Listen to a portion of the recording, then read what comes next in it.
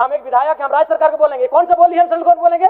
चलिए, हम central government से डिस्कस करने के लिए नहीं आए हैं। हम विधायक, हम राज्य की सरकार से पूछेंगे, माननीय मंत्री जी, हम राज्य सरकार से पूछेंगे, करिए हम लोग को इतना महंगा आवास दीजिए, कर दिए, मेरा ही आवास को पहले नीलाम कर दीजिए। हम गार्जियन हैं, और गार्जियन होकर अगर गार्जियन आपके बच्चे नहीं पढ़ेंगे स्पीकर साहब, तो क्या करेंगे? कुछ नहीं।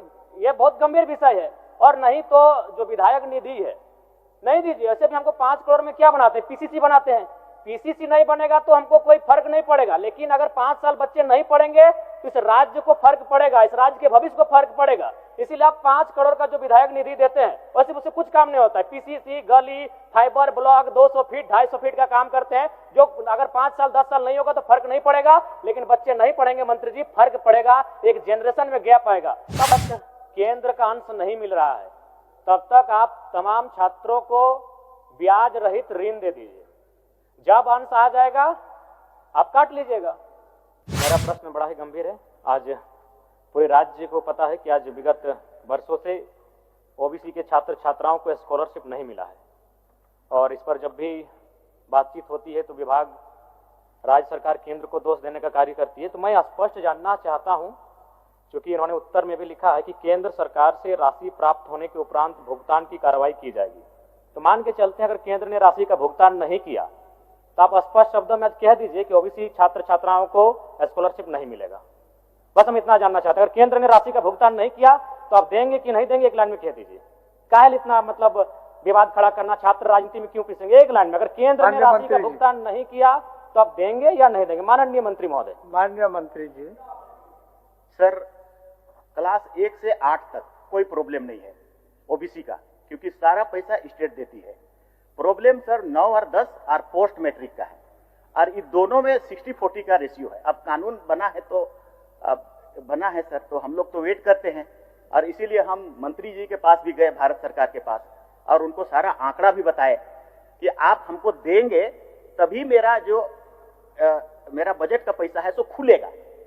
मतलब मेरे पास फाइनेंस रेजुलेशन है फाइनेंस डिपार्टमेंट का कि हाँ, कि वो नहीं देगा तो ये नहीं खुलेगा। जैसे हम मांगने गए सर, तो वो सिर्फ 3 करोड़ रुपया दिया हमको, तो उसका 2.5 करोड़ रुपया राज्यांश निकल गया, तो 6 करोड़ रुपया मात्र हुआ। तो ये 6 करोड़ रुपया में तो होगा नहीं।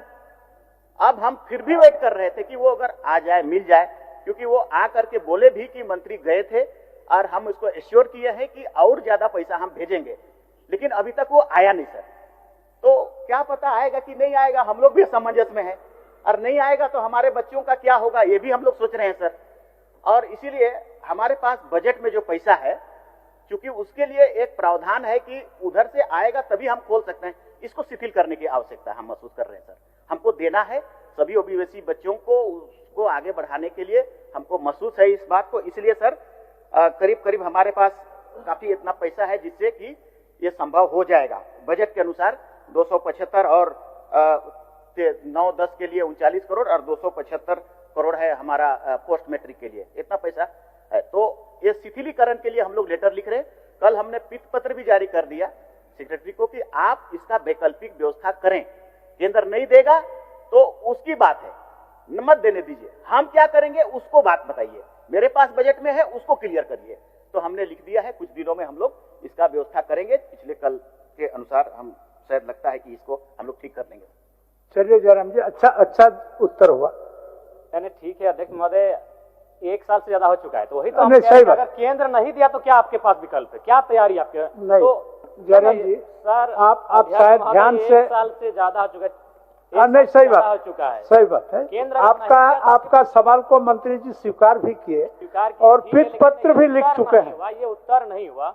अच्छा, हम थोड़ा सा उनके आंकड़ों के अनुसार ही जानना चाहेंगे मंत्री जी से कि 2023-24 में कितना राशि स्कॉलरशिप के लिए भुगतान किया गया था 2023-24 में?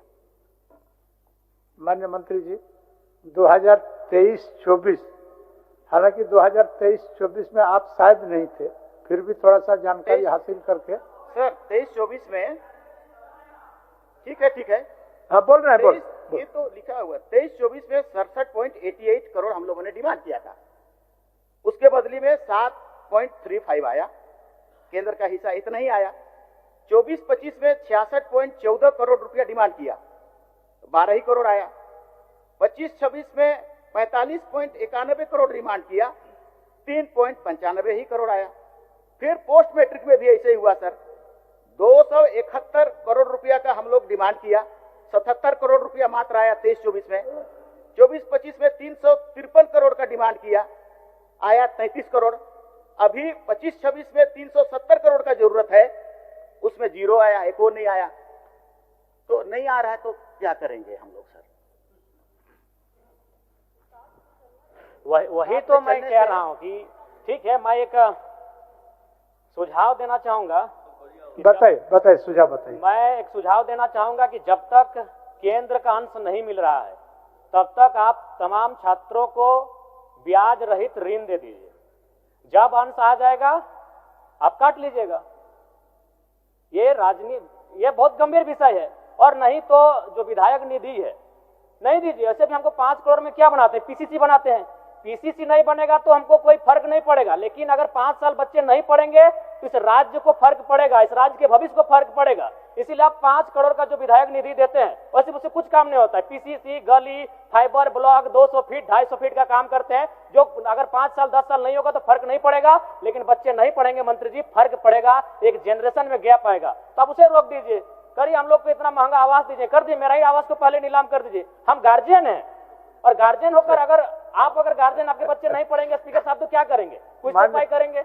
माननीय सदस्य, नहीं, मैं सुझाव दे रहा हूं कि आप उनको ऋण दीजिए। भावना से नहीं तो 1 साल बीत चुका है, 1 साल बीत चुका है। भावना कुछ कानून 15 दिन के लिए होता है, भावना 15 दिन के लिए होता है, आपका भावना सही है, आपका भावना सही है। मैं तो सुझाव दे रहा हूं कि उनको ऋण दीजिए, बिना ब्याज के ऋण दीजिए। हम सेंट्रल गवर्नमेंट क्यों बोलेंगे? हम एक विधायक, हम राज्य सरकार को बोलेंगे। कौन सा बोली हम सेंट्रल गवर्नमेंट बोलेंगे?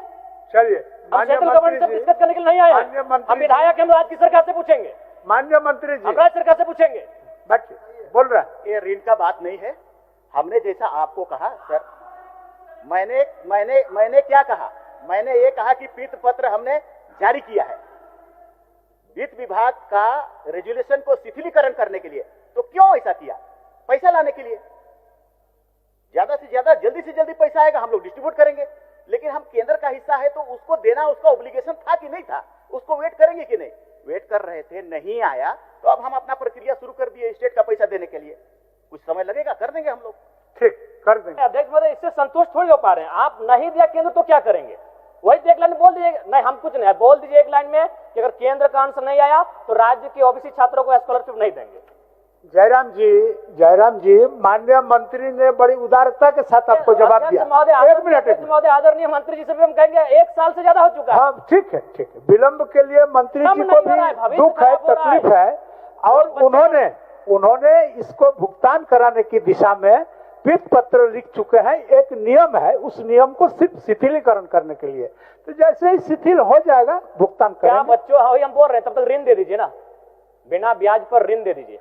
अब माननीय मंत्री जी बताएंगे इनका विकल्प क्या है। मंत्री देखिए, ये गंभीर विषय है। क्या है? बिना ब्याज पर ऋण दीजिए, और जब केंद्र का अंश आएगा, जब आप स्कॉलरशिप। सर, ऋण एक तो सरकार या विधि या विभाग बैठिए जरम सिस्टम से चलता है ना सर। अब वो ऋण कहाँ से आएगा? कौन जगह से, कौन फंड को हम देंगे ऋण? हमारे पास जो स्कॉलरशिप का चीज है उसी पर हम सॉल्यूशन निकाल सकते हैं। ऋण हम कौन वाला पैसा को देंगे? क्योंकि मेरे पास तो कोई पैसा है नहीं ऋण देने के लिए। इसीलिए इसका सॉल्यूशन यही है जयराम जी, हम लोग जल्दी से जल्दी करें सब मिल करके, और उस पैसा को निकाले जो राज्य के पास है उसको हम लोग दे दें। जल्दी करें इस पर। थोड़ा समय दीजिए जयराम जी, थोड़ा समय पर्याप्त है। क्योंकि और भी माननीय सदस्यों को सवाल पूछना है, लेकिन हम संतुष्ट हो पाए ना राज्य के छात्र संतुष्ट हो पाए। बाकी माननीय मंत्री महोदय, आप लोग क्या कर रहे हैं नहीं कर रहे, लेकिन आपके माननीय सदस्य ने जो कहा कि आप केंद्र से पूछिए, गलत बात है। हम एक विधायक हैं, हम केंद्र से पूछने के लिए नहीं आए हैं, हम राज्य सरकार माननीय मुख्यमंत्री से पूछने आए हैं, हम विभागीय मंत्री से पूछने आए हैं। तो ये आप 2 साल कीजिए, हमारे साथ ये नहीं कर सकते हैं।